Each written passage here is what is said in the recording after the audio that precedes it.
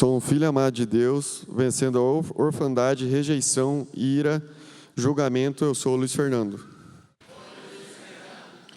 Minha mãe se tornou cristã quando eu ainda era muito pequeno, então considero que nasci em um berço cristão. Na infância, eu participava da escolinha dominical todos os domingos, levado por minha mãe. Meu pai, porém, não ia. Ele era dependente do álcool e do cigarro. Bebia praticamente todos os dias. Nós morávamos na mesma casa da minha avó paterna, e talvez por respeito a ela, ele se controlava algumas vezes. Minha mãe engravidou da minha irmã e nos mudamos para a nossa própria casa. Na época da gestação, meu pai parou de beber e apenas fumava.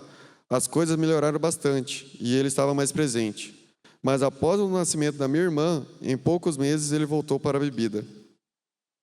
Minha mãe sempre orava pela libertação dele, mesmo quando ele chegava bêbado e agredia. Quando cresci um pouco, comecei a reagir, tentando defendê-la. Algumas vezes, ele me segurava pelo pescoço e dizia que iria acabar comigo. E minha mãe intervinha para acalmar a situação. Até que um dia ela deu um basta e fomos morar com a minha avó. Minha mãe trabalhava o dia inteiro e minha avó cuidava de nós. Meu pai passou a nos visitar raramente, quase sempre bêbado, até que ele descobriu que estava com câncer. Foi um ano de luta, e mesmo doente não abandonou os vícios. Ainda assim, minha mãe ia todos os dias cuidar dele, dar banho e ajudar, mesmo depois de tudo que ele havia feito com ela, e eu não entendia como ela conseguia fazer isso. Comecei a visitar mais a casa dele, não tanto por ele, mas porque minha avó paterna me mimava e não havia muitas regras lá. Quando ele faleceu, no dia do velório, eu não chorei, mas no dia seguinte, na igreja, durante o louvor, veio o filme na cabeça das coisas boas que ele fez, ainda poucas, e ali senti o peso da perca. Eu tinha 12 ou 13 anos. Resolvi ajudar minha mãe e comecei a trabalhar como garçom à noite e estudar de manhã, mas gastava todo o dinheiro comigo e pouco ajudava em casa. Depois de um tempo, minha mãe se casou novamente. Fiquei morando com a minha avó materna e depois com meus primos, sempre frequentando a igreja, porque eles também eram cristãos.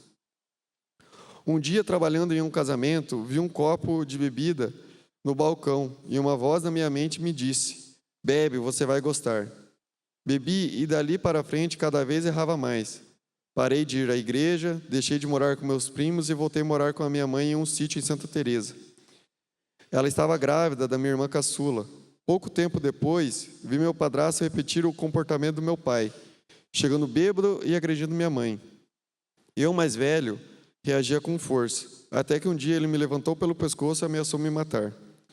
Minha mãe se separou dele e voltamos para Cascavel. Depois fui morar com a minha avó paterna em Capitão. Ali o pecado estava entranhado e eu perdido no pecado.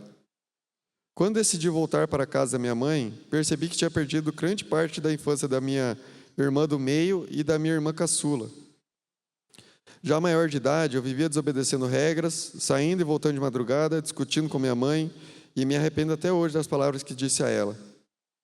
Chegava em casa como não deveria ter chegado, repetindo o ciclo do meu pai. Morei um tempo sozinho em Cascavel, mas a situação só piorou. Cada vez errava mais, até que conheci minha atual esposa em uma noite na balada. Ficamos um tempo sem nos ver, e anos depois nos reencontramos no mesmo trabalho. Começamos a namorar, ela foi mudando aos poucos, mas eu não. Morando junto, jurei que nunca iria agredi-la fisicamente como meu pai fez, mas não percebia que feria com palavras, o que seria a mesma coisa. Passamos por 3 separações e sempre voltávamos, mas as brigas recomeçavam. Na 3ª separação, voltei a morar com a minha mãe. As noitadas já não faziam sentido. Comecei a ir à igreja. Em um domingo, sentado no culto, ouvi uma voz: "Você não acha que está faltando alguém do seu lado?"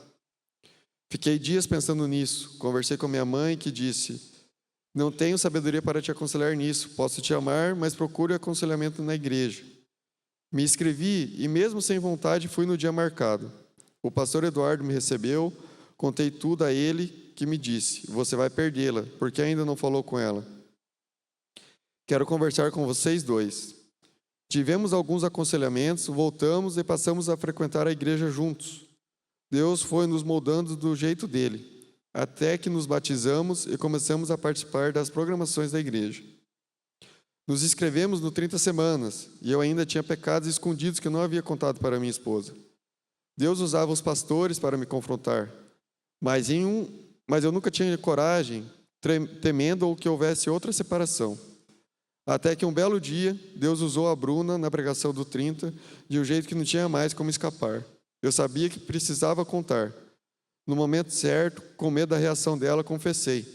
Para minha surpresa, ela disse que se fosse meses antes, não teria aceitado, mas naquele momento entendeu o processo e me perdoou. Depois desse dia, nossa vida mudou. Deus começou a agir de forma sobrenatural e coisas que nunca imaginávamos passaram a acontecer em nossas vidas. Nunca vou me arrepender da escolha de deixar aquela vida mundana para viver o extraordinário em Cristo. Em Jeremias 3:22 fala: voltem todos vocês que abandonaram o Senhor, pois Ele curará a sua infidelidade. Obrigado pelo silêncio.